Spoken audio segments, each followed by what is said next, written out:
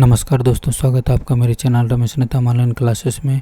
और आज 3 अक्टूबर 2024 और 3 अक्टूबर 2024 के महत्वपूर्ण करंट अफेयर्स को देखते हैं। जम्मू कश्मीर के पुलिस महानिदेशक का पदभार नलिन प्रभात ने संभाला। इमेज में जो दिखाई दे रहे हैं ये नलिन प्रभात जी हैं। इन्होंने ही जम्मू कश्मीर के पुलिस महानिदेशक का पदभार को संभाला है। जिस प्रकार नलिन प्रभात ने जम्मू कश्मीर के पुलिस महानिदेशक पदभार संभाला है, ठीक उसी प्रकार देश के महत्वपूर्ण पदों पर महत्वपूर्ण नियुक्त हुई हैं, उनके बारे में आइए देख लेते हैं। जैसे हरप्रीत सिंह को अगले वायुसेना प्रमुख के रूप में नियुक्त किया गया। तय विक्रम को लगातार दूसरे कार्यकाल के लिए FIH इंटरनेशनल हॉकी फेडरेशन का अध्यक्ष चुना गया। सलीमा इम्तियाज को ICC अंपायर पैनल में शामिल होने वाली पाकिस्तान की पहली महिला बनी। अडानी ग्रीन एनर्जी ने सौरभ शाह को CFO नियुक्त किया। अमृत मोहन प्रसाद को सशस्त्र सीमा बल का महानिदेशक नियुक्त किया गया। जितेंद्र जाधव ने एरोनॉटिकल डेवलपमेंट एजेंसी के DG का पदभार संभाला। इब्राहिम शेख DO को जलवायु कोष का निदेशक नियुक्त किया गया। आलोक रंजन को NCRB national crime records bureau का निदेशक नियुक्त किया गया। कलिकेश सिंह देव को NRAI national rifle association of India का अध्यक्ष चुना गया। हाल ही में हाईकोर्ट के मुख्य जजों को भी नियुक्ति हुई है। ये भी परीक्षक दृष्टि से महत्वपूर्ण होता है। ये इन्हें भी एक बार देख लेते हैं। जैसे इंदु प्रसन्न मुखर्जी को मेघालय हाईकोर्ट का मुख्य जज बनाया गया। सुरेश कुमार को मध्य प्रदेश हाईकोर्ट का मुख्य जज बनाया गया। नितिन मधुकर जामदार को केरल हाईकोर्ट का मुख्य जज बनाया गया। तासीर अफस्तान को जम्मू कश्मीर और लद्दाख हाईकोर्ट का मुख्य जज बनाया गया। MS रामचंद्र राव को झारखंड हाईकोर्ट का मुख्य जज बनाया गया। राजीव सगदर को हिमाचल प्रदेश हाईकोर्ट का मुख्य जज बनाया गया। जी नरेंद्र को उत्तराखंड हाईकोर्ट का मुख्य जज बनाया गया। मनमोहन को दिल्ली हाईकोर्ट का मुख्य जज बनाया गया। शमीम अहमद को मद्रास हाईकोर्ट का मुख्य जज बनाया गया। अगला 2 अक्टूबर को अंतर्राष्ट्रीय अहिंसा दिवस मनाया गया। एक्सप्लेनेशन। अंतर्राष्ट्रीय अहिंसा दिवस हर साल 2 अक्टूबर को भारत के स्वतंत्र आंदोलन के नेता और अहिंसा के अग्रदूत महात्मा गांधी के जन्मदिन को उपलक्ष्य मनाया जाता है। शांति और सद्भाव लाने के लिए अहिंसा की शक्ति के बारे में जागरूकता बढ़ाने के लिए संयुक्त राष्ट्र महासभा ने 2007 में विश्व अंतर्राष्ट्रीय अहिंसा दिवस की स्थापना की और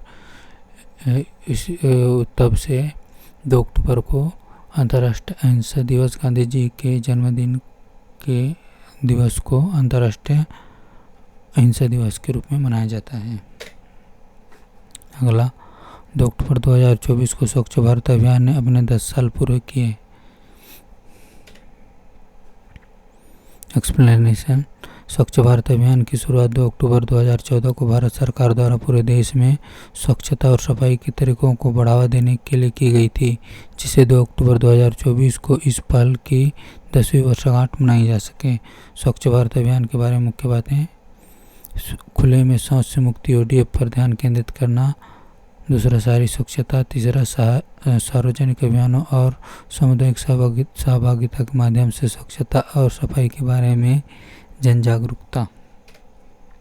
अगला जमैका देश के प्रधानमंत्री डॉक्टर एंड्रयू होलनेस 4 दिवसीय भारत दौरे पर हैं।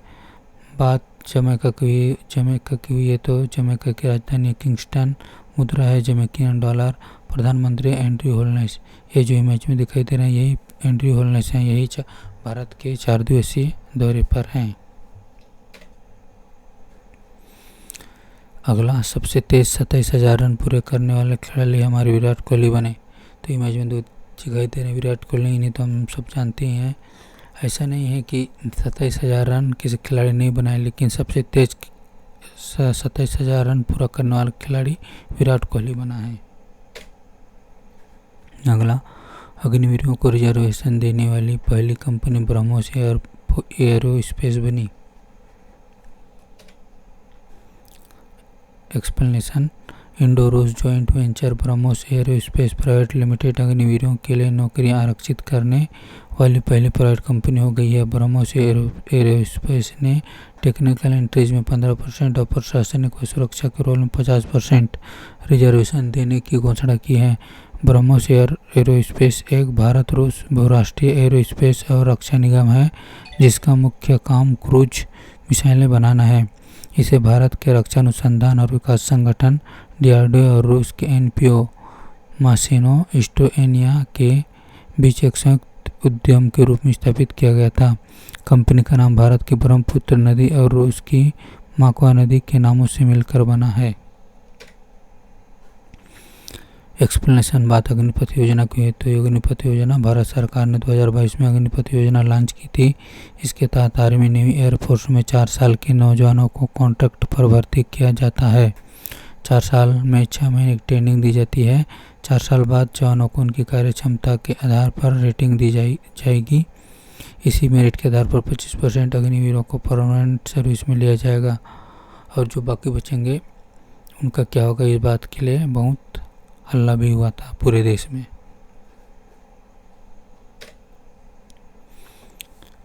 अगला, हाल ही में चर्चे में रहा टाइफून कैथान नामक तूफान ने ताइवान देश में तबाही मचाई है। एक्सप्लेनेशन।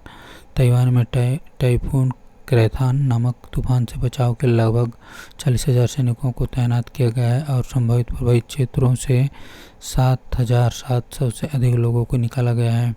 ताइवान प्रशासन के अनुसार टाइफून कैथान तूफान के 2.7 मिलियन लोगों की आबादी वाले दक्षिण पश्चिमी बंदरगाह शहर काओसुंग से टकराने की आशंका है।